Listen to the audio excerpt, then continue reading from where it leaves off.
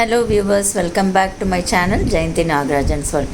இன்றைக்கி ஒரு instant sambar premix எப்படி பண்ணுறதுங்கிறத பார்க்க போகிறோம். புளி கரைக்க வேண்டாம், பருப்பு வேக வைக்க வேண்டாம், ஈஸியாக நம்ம சாம்பார் பண்ணிடலாம். சாப்பாட்டுக்கும் இது ஊற்றிக்கலாம், டிஃபனுக்கு ரொம்பவே அற்புதமாக இருக்கும். டக்குன்னு நைட்டில் ஒரு சைட் டிஷ் வேணுன்னா இது பண்ணிக்கலாம். இதுக்கு தேவையான இன்க்ரீடியன்ட்ஸ் கொடுத்துருக்கேன், வேணும்னா ஸ்க்ரீன்ஷாட் எடுத்துக்கோங்க.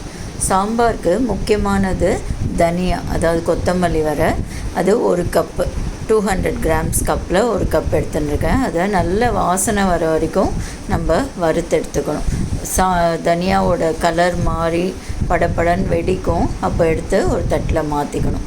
அடுத்தது அரை கப் அளவுக்கு துவரம்பருப்பு. சாம்பாருக்கு துவரம்பருப்பு முக்கியம் இல்லையா? ஸோ அரை கப் துவரம்பருப்பு.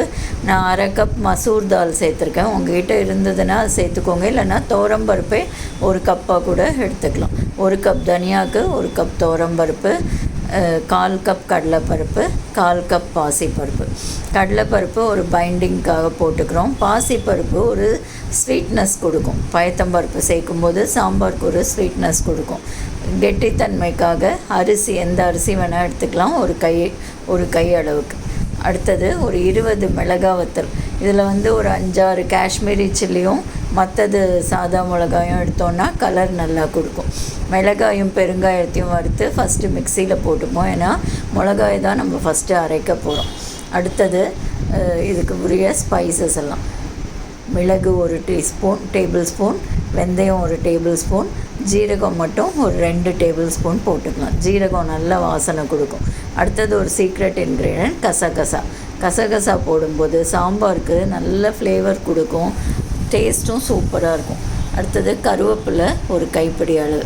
இதெல்லாம் எல்லாத்தையும் தனித்தனியாக வறுத்து எடுத்து வச்சுக்கணும். அடுத்தது புளி ஒரு சின்ன ஆரஞ்சு சைஸ்க்கு எடுத்துக்கணும். எடுத்து கொட்டை இல்லாமல் இந்த மாதிரி சின்ன சின்ன பீசஸாக எடுத்து வெயிலில் வச்சுட்டு, வெயில் இருந்தால் வெயிலில் வைங்க, அப்படி இல்லைன்னா டைரெக்டாக வானலியில் போட்டு ட்ரை பண்ணிக்கணும். பண்ணி எடுத்துகிட்டு அடுத்தது அடுப்பை அணைச்சிட்டு, இது டெசிகேட்டட் கோகனட் அல்லது கொப்பரைத்தூள், இதை நம்ம வெறும் சூடான வானலியில் போட்டு வறுத்தெடுத்துக்கணும். அடுத்தது இந்த சாம்பார் மிக்ஸ்க்கு தாளிப்பு: ஒரு 2 to 3 டேபிள் ஸ்பூன் அளவுக்கு கடுகு, 1 டீஸ்பூன் வெந்தயம், ஒரு 4 மிளகா வத்தல், ஒரு கைப்பிடி கருவேப்பிலை. இதெல்லாம் நல்ல கருவேப்பிலை தொட்டால் பொடியார அளவுக்கு, கடுகு வறுபடுற அளவுக்கு படப்படன்னு வெடிக்கும் இல்லையா, வெந்தயம் செவக்கும். இதெல்லாம் நமக்கு எல்லாருக்கும் தெரியும். இந்த மாதிரி தாளிப்பு ரெடியான ஒன்று அதையும் தனியாக எடுத்து வச்சுக்கணும். இப்போ எப்படி அரைக்கிறதுன்னு பார்த்துக்கலாம். நான் ஃபஸ்ட்டே சொன்ன மாதிரி மிக்சியில் மிளகாயும் பெருங்காயமும் போட்டிருக்கேன். அதை ஃபஸ்ட்டு கொஞ்சம் கல்லுப்பு சேர்த்து பவுடர் பண்ணிக்கணும். இந்த சாம்பாருக்குரிய மஞ்சப்பொடி ஒரு 2 டீஸ்பூனை இதுலேயே நம்ம போட்டுக்கலாம். இதை ஃபஸ்ட்டு நம்ம பவுடர் பண்ணி எடுத்துன்னு வந்துட்டு, அடுத்தது மற்ற சாமான்லாம் போட்டுக்கணும். ஒரு கைப்பிடி அளவுக்கு அந்த பருப்பு வகைகள், ஒரு கைப்பிடி வறுத்த புளி, அந்த மாதிரி மாற்றி மாற்றி போட்டு அதை பவுடர் பண்ணிக்கணும். புளியை அப்பப்போ கொஞ்சம் கொஞ்சமாக சேர்த்து பவுடர் பண்ணால் தான் நல்ல பவுடர் ஆகும். இப்போ எல்லாத்தையும் நம்ம நல்லா பவுடர் பண்ணிட்டோம். இப்போ எடுத்து வச்ச தாளிப்பை இதோடு நம்ம சேர்த்துடலாம். அவ்வளோதான் ஃப்ரெண்ட்ஸ், சூப்பரான வாசனையான இன்ஸ்டன்ட் சாம்பார் ப்ரீமிக்ஸ் ரெடி ஆகிடுது. இதை நம்ம ரசம் கூட பண்ணலாம், அது மைசூர் ரசம் மாதிரி நல்லாயிருக்கும். இப்போ இதை வச்சு சாம்பார் எப்படி பண்ணுறதுன்னு பார்க்கலாம். ஒரு வானலியில் ஒரு கைப்பிடி அளவுக்கு நான் வெங்காயம் எடுத்துட்டுருக்கேன். சின்ன வெங்காயம் போட்டிங்கன்னா இன்னுமே டேஸ்டியாக இருக்கும். நான் வானலி இருந்ததுனால அதில் பண்ணுறேன். நீங்கள் குக்கரில் பண்ணிங்கன்னா ஜஸ்ட் இதெல்லாம் ஒரு வதக்கிட்டு ஒரு விசில் விட்டால் இன்னும் சூப்பராக வரும்.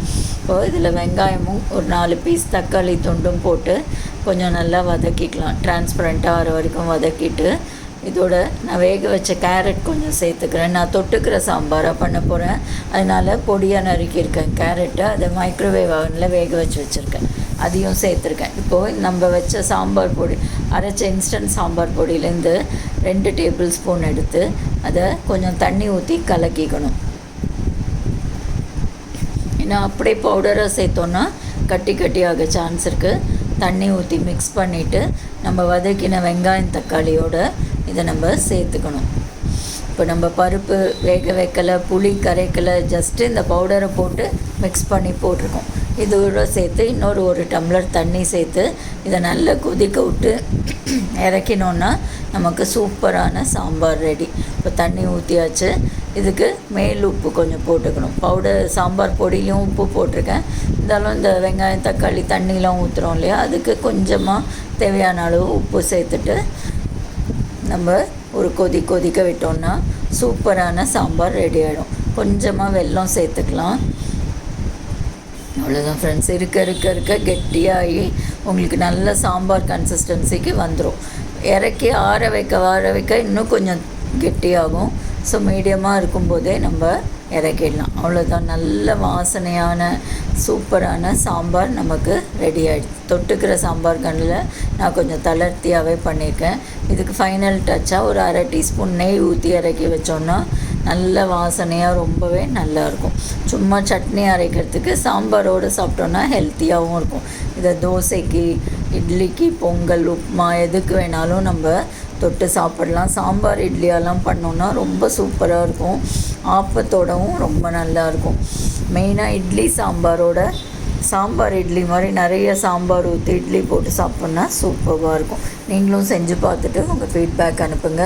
தேங்க்ஸ் ஃபார் வாட்சிங். Please subscribe.